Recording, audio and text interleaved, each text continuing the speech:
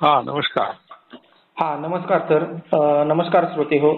नेहमीप्रमाणे आज आपल्या बरोबर आहेत डॉक्टर अशोक राणा, इतिहास अभ्यासक, संस्कृती अभ्यासक, मूर्ती अभ्यासक, एक इतिहास संशोधक म्हणून त्यांनी बरंच साहित्य लिहिलं हे आपल्याला माहिती आहेच. त्यांच्याबरोबर आपली भारतीय मातृदेवतांचा इतिहास ही मालिका चालू आहे. त्यांच्याकडून माहिती जाणून घेतोय आपल्या भारतीय मातृदेवतांबद्दल. तर हा आहे त्यामधला 22वा भाग. तर 22व्या भागामध्ये सरांनी मागच्या भागामध्ये जाहीर केल्याप्रमाणे प्रज्ञा पारामिता देवीबद्दल आपण जाणून घेणार आहोत. तर सर, काय सांगता येईल या मातृदेवतेबद्दल? तुम्ही मागच्या भागामध्ये जाहीर केलं होतं की प्रज्ञा पारामिता या मातृदेवतेबद्दल आपण चर्चा करणार आहोत. काय सांगता येईल?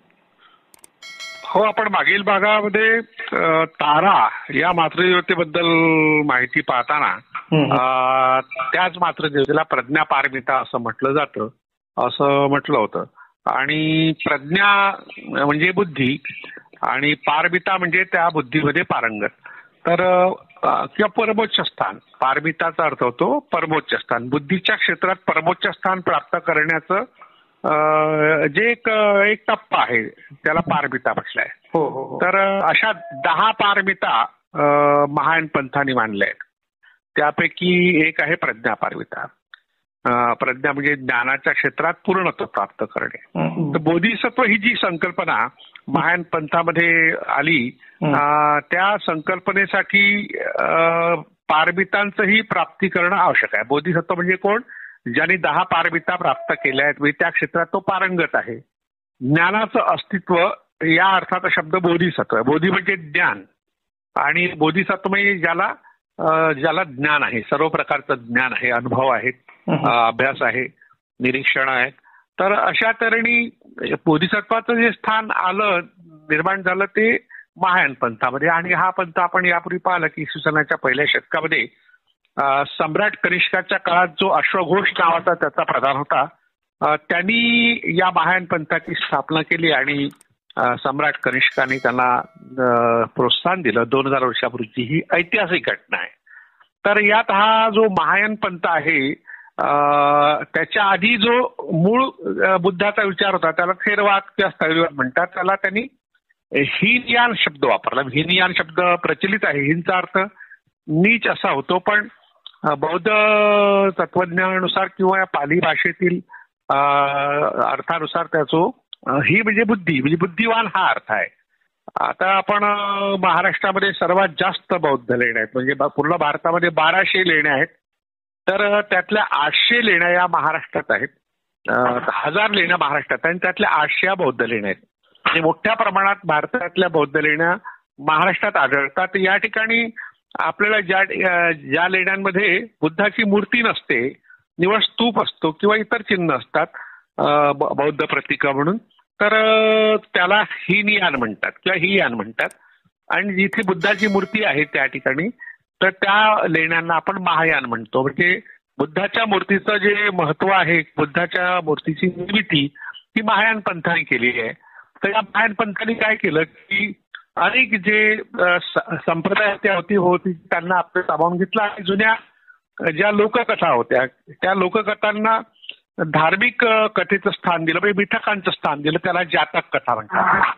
तर या जातक कथांमध्ये बोधीप्राप्तीच्या अवस्थेपर्यंत जाण्याचा मार्ग दिलाय आणि जे गेले त्यांना बोधिसत्व म्हणतात. ही संकल्पनाच मुळात महायान पंथाने निर्माण केली आणि त्यात क्वालिटी महत्वाची होती. म्हणजे तुम्ही काय करता, नुसतं एखाद्या संप्रदायाचं अनुयायी असून चालत नाही, तर तुमच्यात ती क्षमता असली पाहिजे. त्या धर्माचं तत्वज्ञान किंवा एकंदर प्रचार करण्याची क्षमता असली पाहिजे. पण काय झालं की महायान पंथांनी बोधिसत्व या संकल्पनेचं महत्व इतकं वाढवलं की बुद्धापेक्षा बोधिसत्वाला अधिक महत्व आलं. जसं आता आपण यापूर्वीच्या भागात म्हटलं होतं, तारा या भागामध्ये, की तारा या मातृदेवतेचं महत्व इतकं वाढलं आहे बौद्ध देशांमध्ये की त्यामुळे बुद्धाचं महत्व दुय्यम झालेलं आहे. हे अलीकडे काही उदाहरणांनी सांगितलं होतं. पण त्याला कारण महायान पंथच आहे. महायान पंथाने बौद्ध धर्माचा प्रचार मोठ्या प्रमाणात केला, बौद्ध ग्रंथांची निर्मिती मोठ्या प्रमाणात केली आणि मोठ्या प्रमाणात ज्या बौद्ध लेण्या आपल्याला दिसतात त्यामागचंही श्रेय हे महायान पंथाचंच आहे. तर त्यांनी ते महत्व कमी करण्याकरता तत्वज्ञानही तयार केलं. ते बुद्धाचं महत्व त्यांनी तत्वज्ञानाच्या आधारेच कमी केलं आहे. आता महायान पंथातील तत्वज्ञान आहे त्यात बुद्ध होणारी व्यक्ती ही स्वतःच्या विकासाचा ध्यास घेतली असते. मी स्वतःचाच विकास करायचा, इतरांकडे पाहायचंच नाही, डोळे मिटवून घ्यायचे. अशा तऱ्हेचा जो विचार आहे तो घातक आहे असं महायान पंथाच्या लोकांना वाटत होतं. ज्ञान प्राप्त करून घेण्याची तिची खटपट स्वार्थ केंद्रित असते. म्हणजे बुद्ध होणारी व्यक्ती म्हणजे स्वार्थ केंद्रित असते. या उलट बोधिसत्व परोपकारी असतो, इतरांच्या जीवासाठी आपल्या जीवाची ही बाजी लावणारा असतो. करुणा संपन्न अशा प्राण्यांच्या मुक्तीचा ध्यास घेतलेल्या बोधिसत्वाला महायान पंथांनी पूजनीय मानलं. कारण बुद्ध होण्यापेक्षा बोधिसत्व होणं हे आदर्श मानलाय महायान पंथांनी. आता या कल्पनेनी न कळतपणे किंवा कळतपणे जाणीवपूर्वक का होईना बुद्धाला बाजूला सारण्याचा प्रयत्न केला.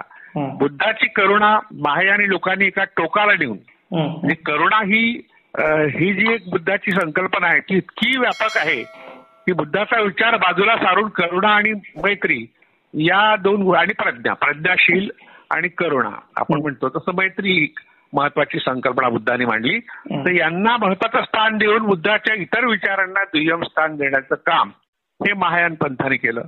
त्याचं एक उदाहरण आपण पाहूया.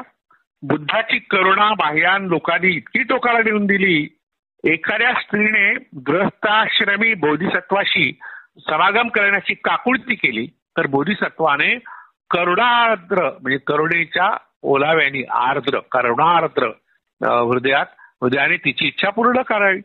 म्हणजे बोधिसत्व भूमी नावाच्या ग्रंथात असं म्हटलंय. म्हणजे बोधिसत्वाचं स्थान आहेच महत्वाचं, पण त्या करुणेचं जे अवमूल्यन झालंय या ठिकाणी ते या तंत्र संप्रदायाच्या प्रभावाखाली झालंय. महायान पंथाचा प्रभाव जगभर असण्याचं कारण बोधिसत्व ही संकल्पना आहे.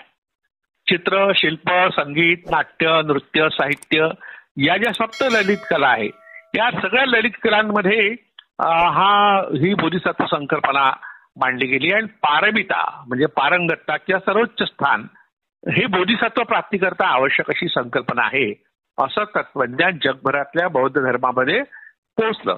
दान, शील, शांती, वीर्य, ध्यान व प्रज्ञा अशा 6 पारमिता महायानांनी प्रकर्षाने पुढे आणल्या. आपण 10 पारमितांचा यापूर्वी उल्लेख केला, पण या 6 पारमिता प्रामुख्याने पुढे आणल्या. या पारमितांच्या आचरणाने बोधिसत्व प्राप्ती होऊन लोकांची दुःख कमी करता येतात. त्यासाठी काही व्रत सांगितले गेले आणि या व्रताच्या पूजापाठासाठी प्रज्ञा पारमिता नावाच्या एका मातृदेवतेची निर्मिती त्यांनी केली. वास्तविक आपण यापूर्वी पाहिलं की तारा या मातृदेवतेला प्रज्ञा पारमिता महायानांनी म्हटलं, पण इथे थांबले नाही. म्हणजे आपले महायानी त्यांनी मातृदेवता तयार केली, या साहित्य निर्माण केलं.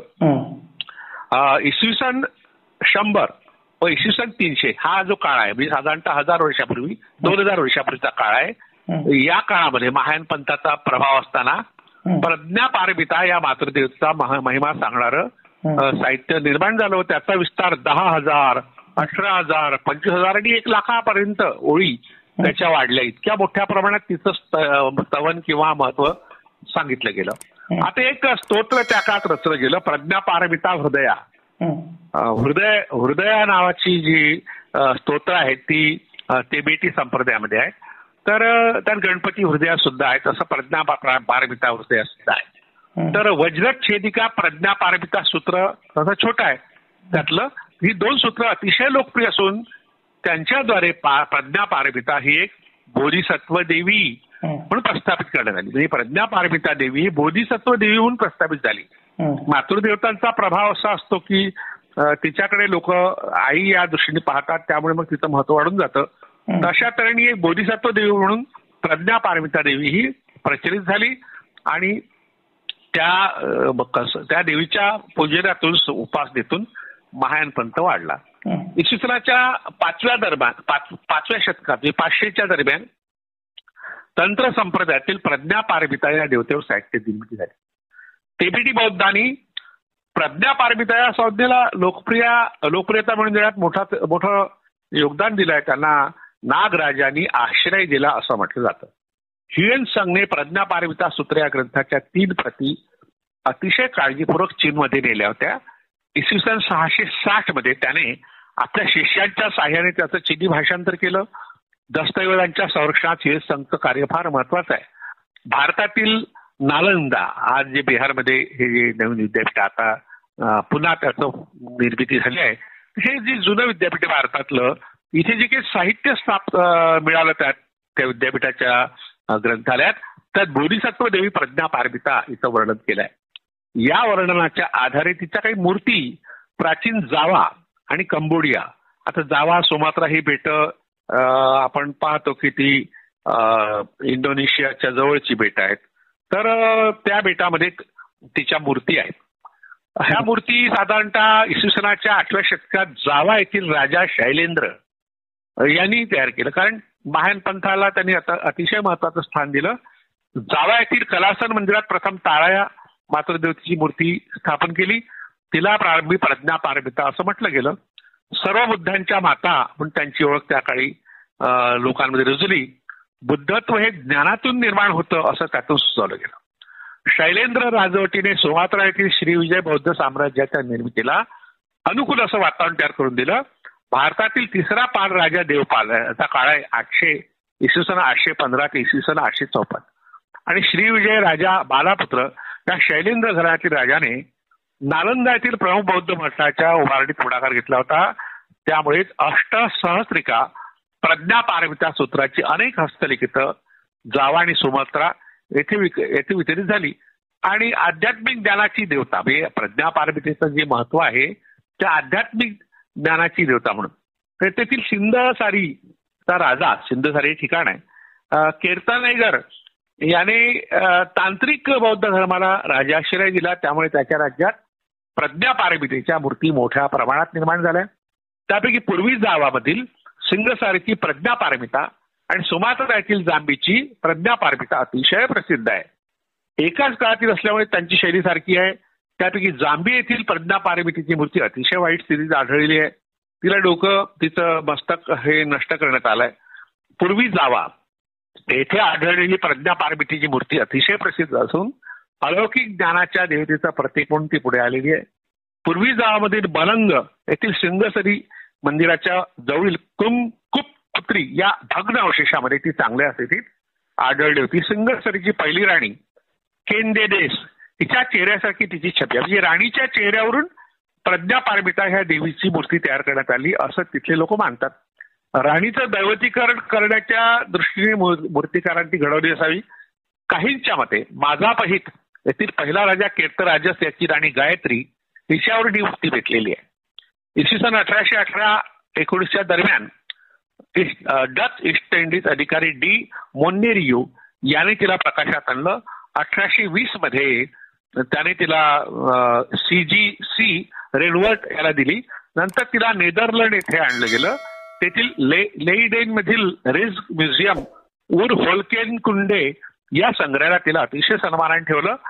1978च्या जानेवारी पुन्हा तिला इंडोनेशियात नेण्यात आलं.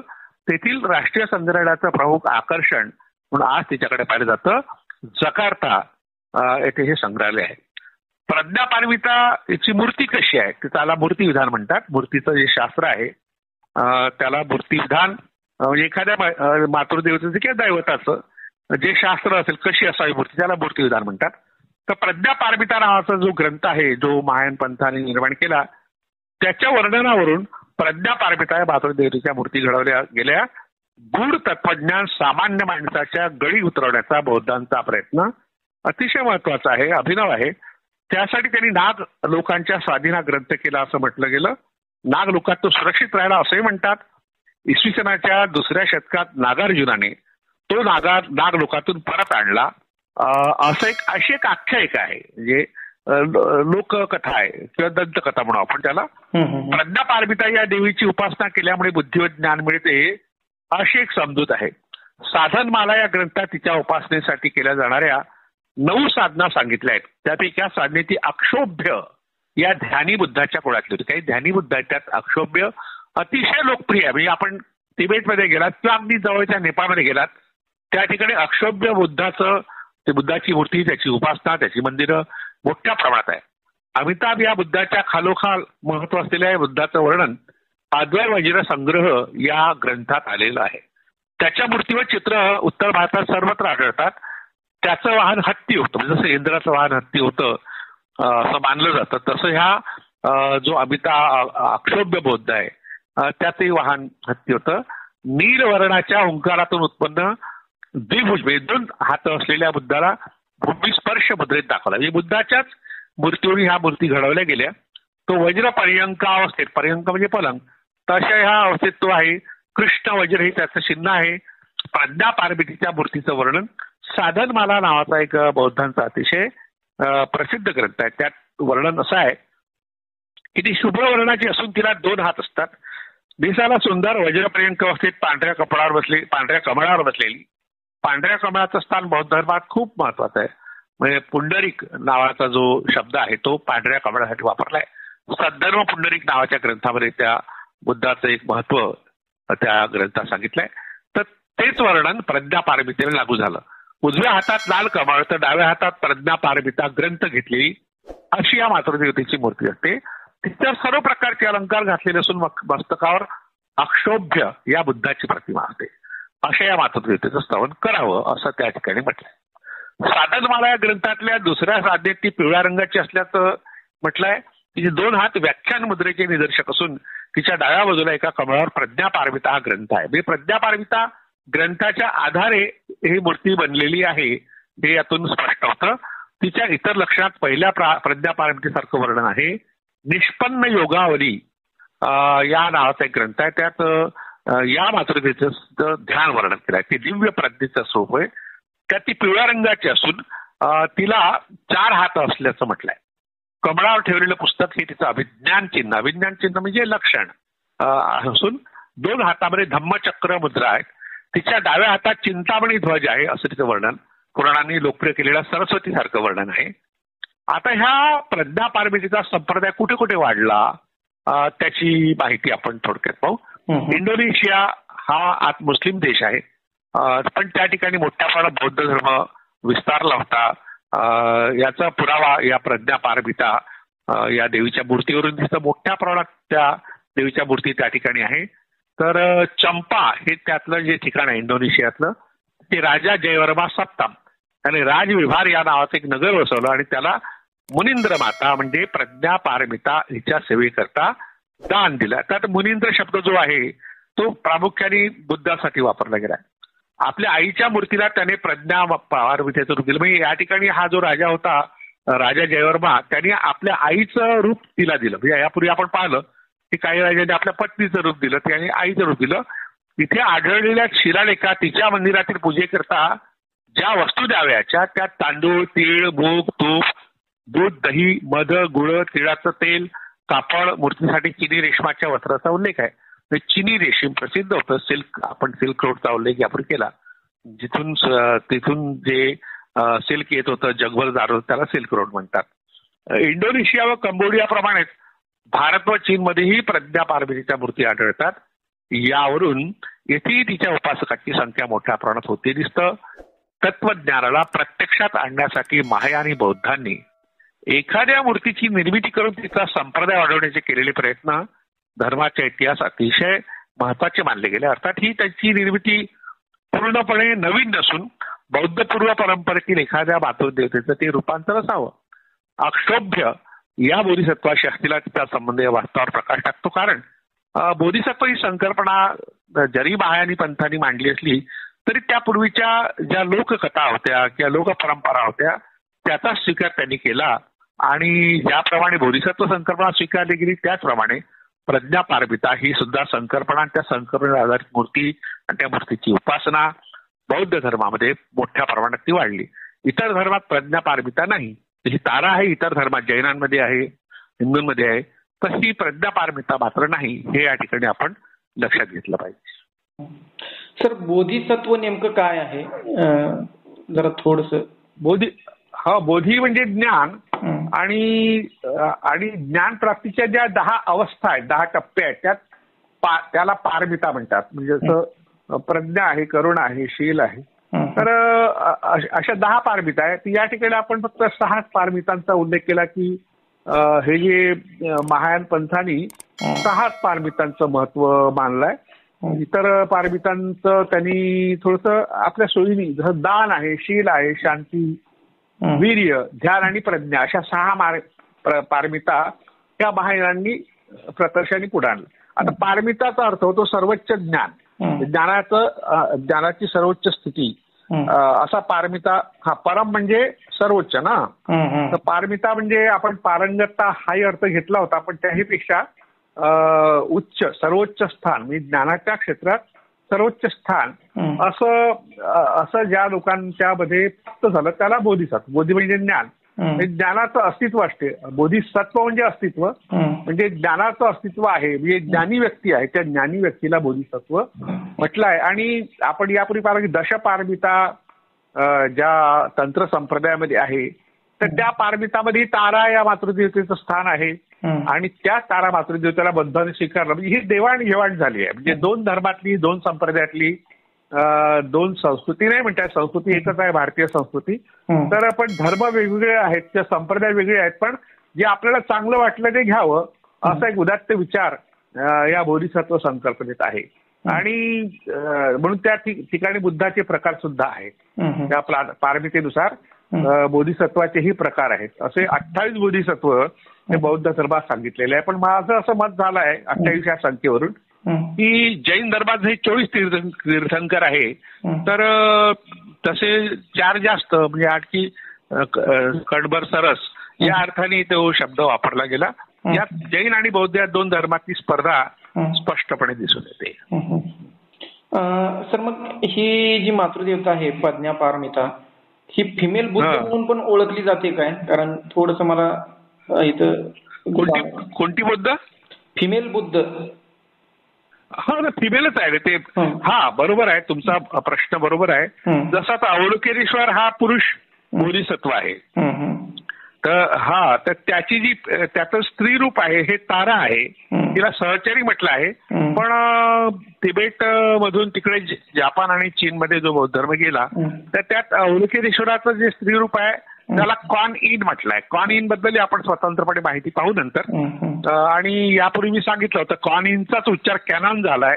कॅनॉन ही जपानमधली अतिशय महत्वाची मातृदेवता असल्यामुळे कॅनॉन हे एका कंपनीचं, इलेक्ट्रॉनिक वस्तू ज्या आपल्याला विकत मिळतात त्या कॅनॉन कंपनीच्या आहे. म्हणजे वॉशिंग मशीन असेल किंवा प्रिंटर असेल किंवा झेरॉक्स मशीन असेल, प्रामुख्याने झेरॉक्स मशीन कॅनॉन कंपनीच्या जास्त प्रसिद्ध आहे. कॅनॉनचा कॅमेरा आहे. तर हा जो शब्द आहे तो तारा या मातृदेवशी संबंधित, आणि ताराचंच हे जे रूप आहे प्रज्ञा पारमिता आहे. खरं आहे सर. तुम्ही महायान या पंथाचा उल्लेख केला, बौद्ध पंथाचा. याप्रमाणे काही पंथ आहेत का जे सांगता येतील? नाही, तसेच महायान पंथामुळे काय झालं की जे बौद्ध धर्माचे जे अस्सल रूप आहे ते नाहीसं झालं. म्हणजे बौद्ध धर्माचा प्रचार झाला ही एक सकारात्मक बाजू आहे महायान पंथाची. पण बुद्धाचा जो मूळ विचार आहे त्यापासून तो धर्म ढळला आणि मग तंत्र संप्रदायामध्ये वज्रयान, गुह्य समाज सारखे अनेक संप्रदाय आले आणि त्यामुळे मग तंत्र संप्रदायात ज्या ज्या विकृती होत्या, जसं आता तंत्र संप्रदायामध्ये पंच मकार म्हणजे म पासून निर्माण झालेले शब्द, मद्यप्राशन, मैथून करणे, मांस खाणे, मत्स्य आणि मुद्रा. मुद्रा शब्दाचे 2 अर्थ आहेत. एक तर ज्या स्त्रीशी संबंध ठेवायचा, संभोग करायचा तिलाही मुद्रा म्हणतात, किंवा मुद्रा ह्या नृत्य शास्त्रामध्ये हाताच्या ज्या खाणाखुणा आहेत त्यालाही मुद्रा म्हणतात. आणखी एक मुद्रा शब्दाचा अर्थ आपला पैसा असा आहेच, पण आणखी 2-3 अर्थ आपापल्या सोयीनी तंत्र संप्रदायाने घेतले. तर ह्या तंत्र संप्रदायाचा प्रभाव असल्यामुळे वज्रयान गुह्य समाज नावाचा तंत्र संप्रदाय जो महाराष्ट्रातही होता आणि अनेक मूर्ती आपल्याला ज्या सापडतात, जसं आता अजिंक्य लेण्यामध्ये जो बोधिसत्वाचे 2 प्रकार आहे, वज्रपाणी आहे आणि पद्मपाणी आहे. तर पद्म म्हणजे कमळ, कमळ ज्याच्या हातात आहे तो पद्मपाणी. पाणी म्हणजे हात. पाणीचा अर्थ वॉटर असा या ठिकाणी नाही होत, तसाही पाणी शब्दाचा अर्थ वॉटर होत नाही. पण आपण चुकीच्या पद्धतीने पाणी मोठ्या नचा वापर करतो ते चुकीचं आहे. लहानच वापरा, पाणी म्हणायला पाहिजे, तो जाऊ द्या, तो वेगळा विषय आहे. पण वज्रपाणी हा जो शब्द आलेला आहे तो प्रामुख्याने इंद्रासाठी वापरला गेला आहे असं इतिहास अभ्यासकांचं म्हणणं आहे. पण वज्र ही संकल्पना एक वेगळ्या तत्वासाठी बौद्ध धर्मात वापरली आणि पद्म ही संकल्पना ही, आणि महान पंथांनी हे शब्द घेतले परंपरा घेतल्या पण आपल्या सोयीने त्याचे अर्थ लावले. तर अशा तऱ्हेने हे तंत्र संप्रदायाचा प्रभाव असलेला महायान संप्रदाय, मी ज्या पंचमकारांचा उल्लेख केला म्हणजे ज्या बुद्धांनी शील, करुणा, प्रज्ञा आणि मैत्री या गोष्टीचं महत्व सांगितलं, तर हे सगळे महत्वाची जी तत्व आहेत ती बाजूला राहिली आणि मग कर्मकांडाला महत्व आलं, ऐहिक सुखविलासाला महत्व आलं, भोगविलासाला महत्व आलं आणि त्यामुळे मग बौद्ध धर्म जो आहे महायान प्रामुख्याने तोही बदनाम झाला. आता बाबासाहेब आंबेडकरांनी जेव्हा बौद्ध धर्म स्वीकारला त्यांच्यापुढे हे एक मोठं आव्हान होतं, कारण अवतीभोवतीच्या देशामध्ये विशेषतः जे बौद्ध देश म्हणून प्रसिद्ध आहे, कंबोडिया सारखा किंवा इंडोनेशियाचा उल्लेख आपण केला, ब्रह्मदेश आहे, श्रीलंका आहे, चीन आहे, तिबेट आहे, जपान आहे, अवतीभोवती जे बौद्ध देश आहे किंवा लेह लद्दाख आहे भारताचा एक भाग असलेला, तर त्या ठिकाणी जे बौद्ध धर्म आहे ते तंत्र प्रधान आहे, म्हणजे तंत्र संप्रदायाचा प्रभाव असलेले आहेत. तर त्यात अनेक विकृती आहे, मग त्या आपण स्वीकारायच्या का असा प्रश्न बाबासाहेब आंबेडकरांच्या समोर आला आणि मग त्यांनी मोठ्या कष्टाने, म्हणजे आयुष्याचा तो शेवटला काळ त्यांचा होता, ते काही फार म्हातारे झाले नव्हते पण कष्ट खूप केल्यामुळे बौद्धिक आणि शारीरिक दोन्ही प्रकारचे कष्ट केले, भारतीय राज्यघटना निर्माण केली. त्याच काळात त्यांनी बौद्ध धर्माच्या विकासासाठी काही धर्मग्रंथांचं लेखन केलं. त्यात बुद्ध आणि त्याचा धम्म हा अतिशय प्रसिद्ध ग्रंथ आहे. हा ग्रंथ लिहिताना त्यांनी बुद्ध चरित्र जे घेतलं ते अशोक घोषाच्या बुद्ध चरित्रावरूनच घेतलंय, पण त्यातला जो तंत्राचा भाग आहे तो टाळला, चमत्काराचा भाग बराचसा टाळला. काही ठिकाणी त्यांना तो टाळता आला नाही आणि त्यांचा मृत्यू लवकर झाल्यामुळे त्यांनाही त्याचं स्पष्टीकरण करता आलं नाही. तर तेव्हा नागपूरला जेव्हा त्यांनी दीक्षा घेतली तेव्हा नागपूरच्या पत्रकारांनी त्यांना हा प्रश्न विचारला होता, तुमचा धर्म हा हीनयान आहे की महायान आहे? तेव्हा त्यांनी टाळलं, तो म्हणजे दोनपैकी एकही नाही. तर त्यांनी म्हटलं आम्ही त्याला भीमयान म्हणायचं का, कारण हा जर वेगळा आहे, महायान नाही, हीनयान नाही, तर मग कोणता आहे? तर ते म्हणाले नवयान म्हणा. नवयान हा शब्द त्यांनी वापरला होता. म्हणून हीनयान आणि महायान या दोन्ही पेक्षा आपला विचार वेगळा आहे आणि हा प्रज्ञाशील करुणा हे तर महत्वाचं सूत्र आहे. बुद्धी प्रामाण्यवाद हे महत्वाचं तत्व आहे बौद्ध धर्माचं, ते बाबासाहेबांनी स्वीकारलं म्हणून त्यांनी वेगळं रूप त्याला दिलं. पण आता अशी परिस्थिती आहे की बाबासाहेब आंबेडकर गेल्यानंतर त्यांच्या त्या ग्रंथांचीही चर्चा फारशी झाली नाही. फक्त वर्षावास जो असतो, म्हणजे याला चातुर्मास हिंदू धर्मात म्हणतात, त्याला जैन आणि बौद्धांनी वर्षावास म्हटलंय. पावसाळ्यात कुठे राहायचं, एका ठिकाणी राहायचं, फिरता येत नाही म्हणून. तर तेव्हा फक्त या ग्रंथांचं पठण करतात, त्याची चर्चा चिकित्सा होत नाही. चर्चा म्हणजे फक्त कथन केलं जातं पण चिकित्सा होत नाही. म्हणून त्यामुळे आता महायान पंथाचा प्रभाव बाबासाहेब आंबेडकरांच्या या बौद्ध धर्मावर आहे असं स्पष्ट दिसतं. तो नवयान काही राहिलेला नाही आहे. फक्त बाबासाहेबांचं नाव नसतं तर कदाचित आजही सगळे बौद्ध हे तंत्राकडे वळले असते. पण त्याला रोखठाम करण्याचं काम बाबासाहेब आंबेडकरांच्या बुद्ध आणि धम्म या ग्रंथांनी केलेलं आहे. अतिशय महत्वाचा हा ग्रंथ आहे. त्यामुळे त्याचं शुद्धीकरण होत राहील तेव्हा फारशी काही भीती बाळगण्याचं कारण नाही. फक्त शंका व्यक्त करणं आपलं काम आहे, चिकित्सा करणं हे आपलं काम आहे. तेवढं आपण या ठिकाणी करीत आहोत. खरं आहे सर. आता या मातृदेवतेचं थोडंसं स्वरूप तुम्ही सांगितलं सर, कमळाशी निगडीत आहे, कमळात बसलेली वगैरे. सर मंदिरं भारतात पण आहेत असं सांगितलं, तर भारतात कुठं पाहायला मिळते? नाही, ही जी आपण प्रज्ञापारमिता म्हणतो तिची मंदिरं स्वतंत्रपणे भारतात नाही, कंबोडियात, इंडोनेशियात आहे. आणि तिथल्या राजांनी तिला राजाश्रय दिल्यामुळे तिचं महत्व तिकडे आहे. तिबेटमध्ये तारा आहे किंवा नेपाळमध्ये तारा आहे, पण प्रज्ञापारमितेला स्वतंत्र स्थान नाही. तारेलाच प्रज्ञापारमिता म्हटलंय. पण कंबोडिया आणि इंडोनेशियात आहे तिची मंदिरं स्वतंत्र मंदिरं असणार, उपासक असणार. हो हो हो, आहेत, उपासक आहेत, अजूनही आहेत. खरं आहे सर. हा होता आपला 22वा भाग भारतीय मातृदेवतांचा इतिहास मधील. सर पुढच्या वेळेस कोणत्या मातृदेवतेबद्दल चर्चा करता येईल, जाणून घेता येईल, माहिती, इतिहास काय सांगता येईल? आपण पुढच्या वेळेस जैनांची जी अंबिका आहे, अंबिका ही जैनांची मातृदेवता आहे, हिंदूंमध्ये आहे आणि बौद्धांनी तिला स्वीकारलाय. त्याविषयी आपण माहिती होऊ आता पुढल्या वेळेस. ओके.